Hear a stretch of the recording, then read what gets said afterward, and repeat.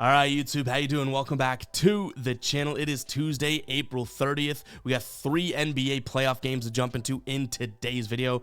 Two of them could be potential elimination games, so should be pretty fun. But we're going to go through each and every one of those games. I'm going to give you my lean on the spread. I'll give you my lean on the total. We'll talk about any other plays like player props that we like within the game as well. But as always, all of my final plays, so I'm rolling with myself, those plays are going to be in the pinned comment. Last night, we'll take the cash. We go 3-1 last night. Peyton Pritchard over 2.5 assists. He got a few lucky ones where he just hands it off to Derek White, who absolutely went off and made some contested threes. Drew Holiday doesn't get his block. The Thunder cover for us and eliminate the Pelicans. And then our same game parlay, kind of what we talked about. Michael Porter Jr., we knocked his 3-line down one and went for 15 plus points because that's how he's going to get his points. That cashes as well. And you might look at that, say minus 165. Bleh, that's so juiced. That same exact parlay was minus 210 on FanDuel and minus 190 on DraftKings. So clearly there is some value in pulling the trig at minus 165. Now the vibe has to take a turn for the worse as our ride of the day.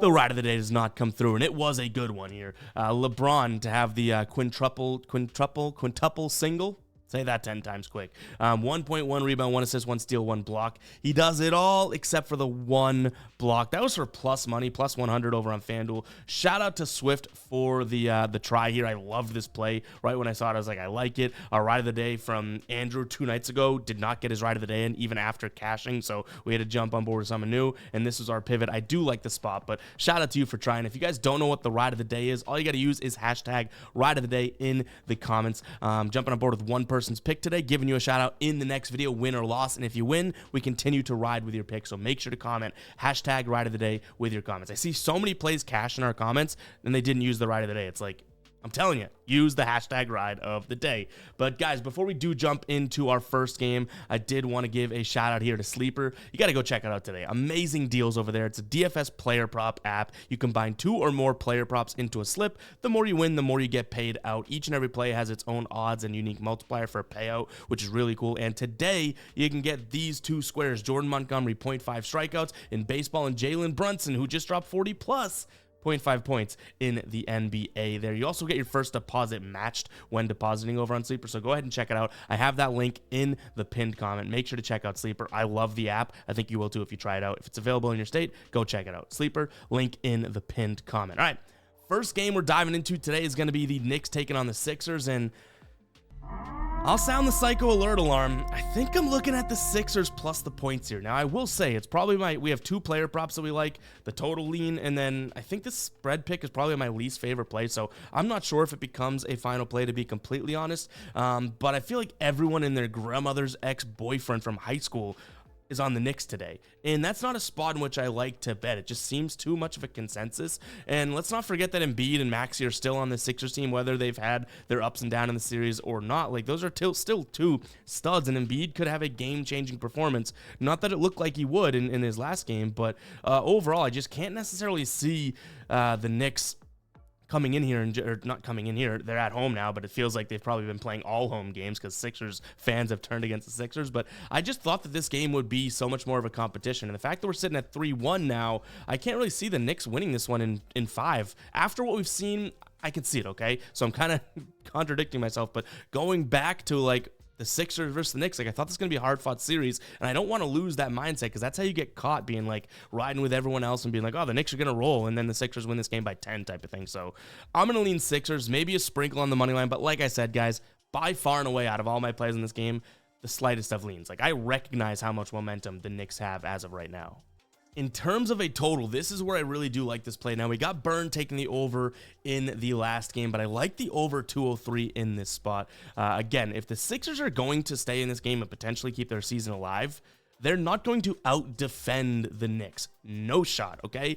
They're going to have to run, and they're going to have to play some efficient offense and score the ball, maybe get to the line. So I do think that this is a spot in which 203 looks kind of nice. This is the first game, last game, that it stayed under this line. And again, overall, 125, 114, 104, 101, 111, 104. I can have a low-scoring game, 104, 101. I'll take it. I don't care. But just get over that 203 mark. Now, if we want to jump into the player props here, we have 2 that we like. I'm going to jump into to Outlier. I'll have a link in the pinned comment for Outlier as well, my favorite player prop research tool. You use Outlier to find your plays for sleeper. You're cooking with gas, guys. But Miles McBride here, or as normal people call him, Deuce, because I think he says only his mom calls him Miles, but I can confirm I'm not his mother. But Deuce McBride, over 1.5 3-pointers made.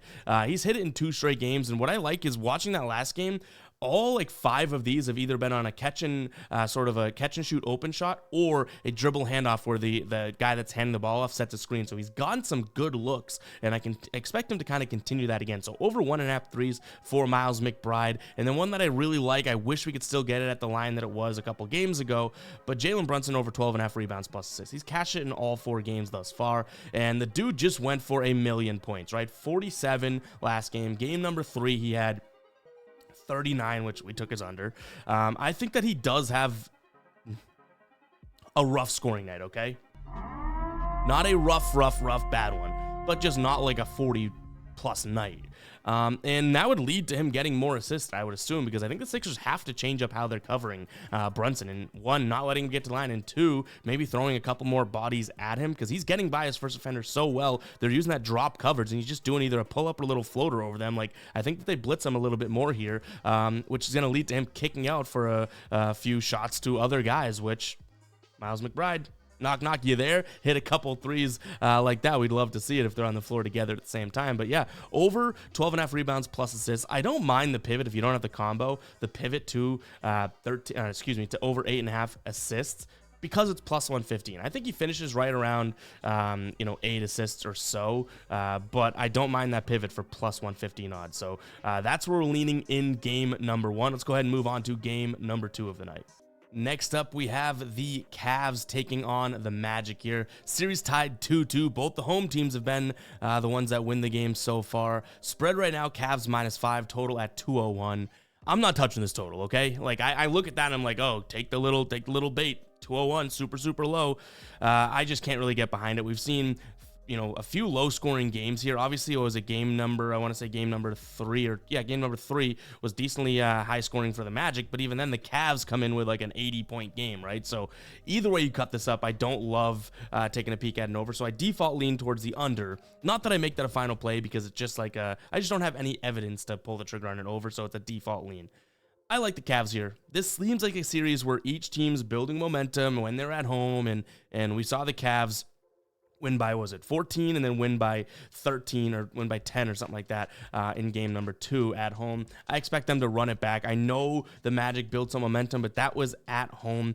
This is a Magic team that was 31-12 at home this season, 18-25 on the road. So, not necessarily the same team both ways. And same thing with Cleveland, a much better home team than they are road team. So I expect the home team to continue to kind of do their thing here. You might be able to get this at 4.5, which I definitely like, obviously a lot more over on DraftKings at -110 right now, 4.5. Most books have it at 5. So if you can get it in at 4.5, probably the best play there. And then in terms of a player prop, I went back and forth on this one in terms of how confident I am, and I ultimately ended up I'm pretty damn confident.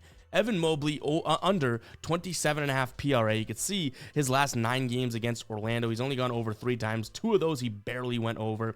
One of those being game 1 of this series he barely went over. And then the next 3 games not looking all that great. On the season, he did go over plenty, but you look at the back half, right? Last 10 games I should actually look at, right? Kind of started to slow down, and it wasn't necessarily a minutes thing or whatnot, but his points started to lower a little bit. So if he's not going to score, I don't think he's going to go up there and get a bunch of rebounds and a bunch of assists. Like, I think that he needs to get to, 17 points or so to make this potential to cash, because I think he's going to sit right around that 6 rebounds, maybe a couple assists spot overall. So I do think that this is a nice little spot for an Evan Mobley under. He could still have a good game. I'm not saying he's going to tank, but I don't necessarily think he gets a 28 PRA in this one. So again, slight lean towards the under. I like the Cavs minus the points, and that Mobley one I do like as well. But let's jump into the last game of today's slate. And to be honest, this one's obviously really interesting. So Chris Middleton and Pat Bev now also game time decisions. Giannis a game time decision, but unlikely to play. Lillard unlikely to play here, but Tyrese Halliburton also a toss up to play now. So kind of a major wrench thrown into this one.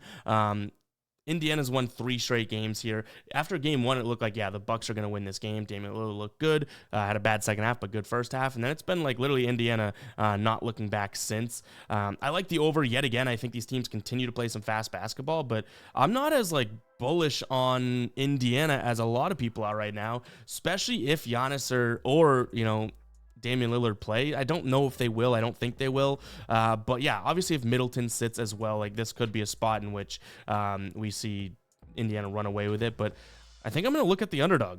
+4 for Milwaukee. Again, kind of like we talked about with I would say like we talked about with the Sixers and Knicks. I think everybody is going to love taking a peek at, you know, Indiana and the Bucks. If Middleton plays and Bobby Portis doesn't get ejected, is he good to go? I don't think he's suspended or anything, right? And Brook Lopez should be able to have a decent game. Like, I do think that this could be a spot in which Milwaukee at least keeps this game close and potentially keeps their season alive here. But again, I could be crazy. I feel like, you know what? We've sounded the psycho alert alarm like 12 times this video, but I'm a psycho, you know what it is. But yeah, let's jump into the player props here. The first one I'm going to look at is going to be Brook Lopez over 1.5 3-pointers made. You'll see here he had 3 last game, and that's because he's obviously going to have more looks and more 3 opportunities with these guys out. So he hit this in game number 2 and then hit it again in game number 4 here. He took 2 in game number 3, which I don't necessarily love, but overall, like with no Giannis, no Lillard, a potential no Middleton, which I think he's probable to play, I could easily see him hitting this. And in fact, let's see, if we look at no Lillard, no Giannis on the season here, yeah, 2 games on the season, which both came in February, he hit the over both times. So this could be a spot in which he has a couple more looks, 7 attempts and 5 attempts above his average. So there's a couple more shots to go around. Not that Giannis is going to, you know, demand threes or anything like that, but I do think that that could be a good spot for Brook Lopez. And that was one of the things that we cashed plenty this season. But guys, that's going to wrap it up for today's show. Hope you did. Let's speak English, Ev, all right? Hopefully you did enjoy it. If you just saw that comment, I don't even know what to comment. Just let me know that you just saw that absolute debacle of a speech in the comments. But I hope you guys did enjoy. Hit that like button. Hit that subscribe button as well. Keep an eye on the pinned comment for any of our added plays or changed plays or anything like that. And appreciate all the support as of late. Truly do appreciate it. We'll catch you guys in the next one, all right? Peace out.